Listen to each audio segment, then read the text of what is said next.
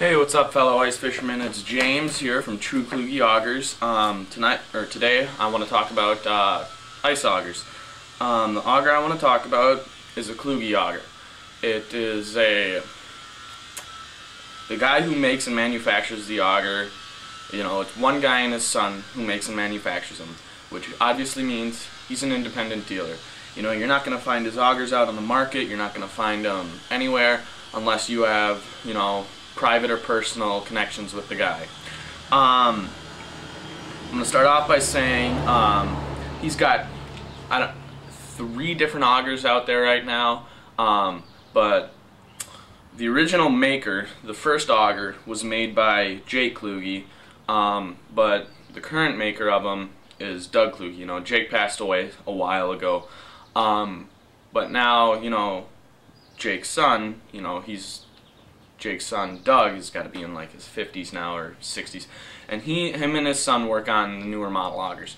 But the old auger was first manufactured in the 60s. He started building it in his you know, Twin Cities residential home. He started building them in the basement of his home. Pretty much the first auger was a Ford V8 on top of a drill. I mean, that thing, you know, altogether, the auger and the drill, you know, altogether it weighs, I think, around 41 to 42 pounds. But let me say, it cuts. It cuts phenomenal. I'm just gonna grab the camera here and show you some specifics about the auger here. So here's the first auger. As you can see, let me get a little night shot on here. As you can see, it is very big. It's big, it's bulky, it's heavy. You know, by the end of the day, that, you know, you cut 3 or 4 holes, and that's your workout for the day. You know, you don't need to go buy a Bowflex gym to get buff. You can just drill a few holes with this thing. As you can see, or maybe you can't, it's all metal, not a piece of plastic on here. With the handles here, you know, maybe you can see right now, but it's sitting, you know, with the handles facing downward. And the reason he did that was he built this so it would sit like that when it's not in use and it's disattached from the drill and it's sitting in the case that it's on top of. What he did here is he took these little things and you pull these down, and then you push them up and they slide into this little crevice here, and that's, you know, that's how the handles sit up on top of the drill. Let's see. Drive clutch on this side here, gas on this side here. Pretty much, if you've ever drilled with a Strike Master and you someday, somehow find a way to pick up this auger or the other auger, the newer model, you're going to find that it's going to give you a lot of pull. You know, you got to be able to hold it down and control it because it gives a lot of pull. Let's see. Right now, I'm just gonna set the camera down and talk a little bit more about the newer augers and the other augers and stuff.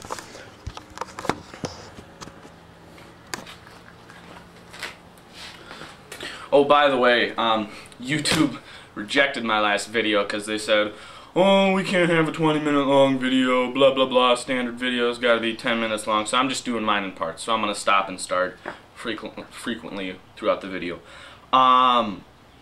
Pretty much the way Strike Master got started was through Kluge. It was through Jake Kluge. What Strike Master did, Strike Master came to Jake and said, "Hey, we want to buy the patent for your blades." And Jake said, you know, okay, because the blades on the Kluge are gnarly. They're amazing. I'm going to show you the blades in a little bit, and it's just going to blow your mind what they look like.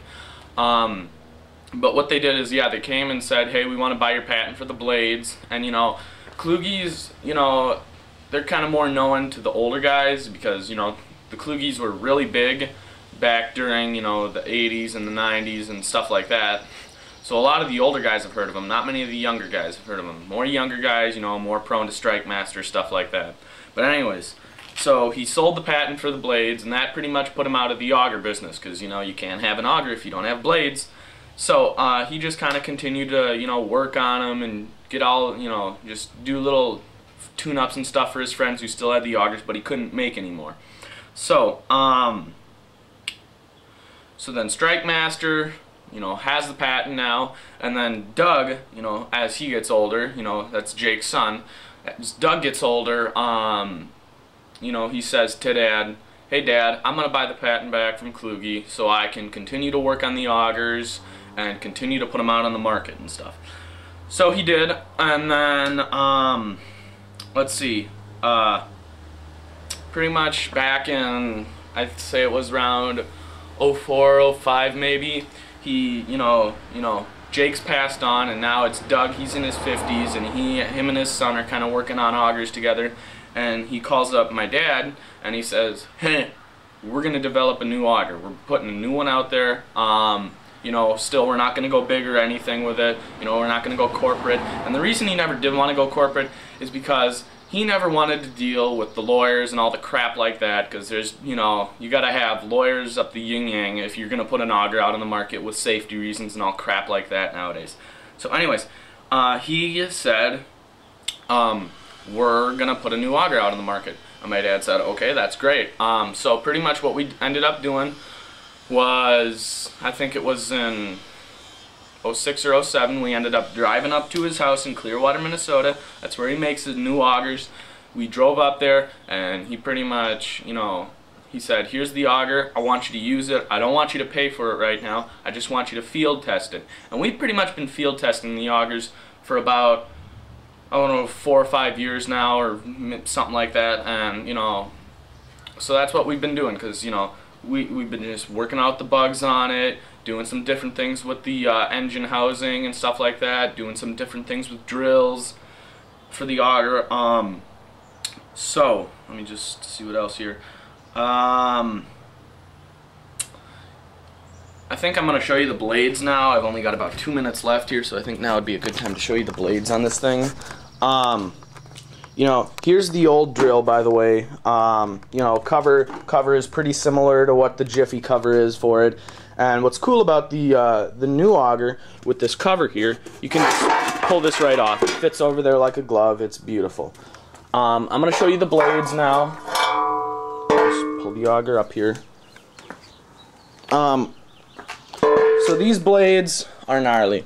You know, I'm going to say pretty much what I would describe them as is metal shark teeth. You know, he's got 3 blades here. He's got one here, one in the middle, and then one on the side. You know, so individual teeth here, and then he's got this cone on top here that has individual teeth on it. And pretty much where it all starts is right here, the tip of the blade. That's what gets your holes going. You know, that's how Kluge is able to, you know, develop such amazing, you know, something that can cut so fast. It's all in the blade design.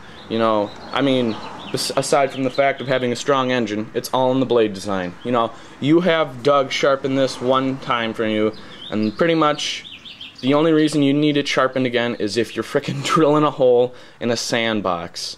And you can actually do that with these. You can drill a hole in a sandbox with these.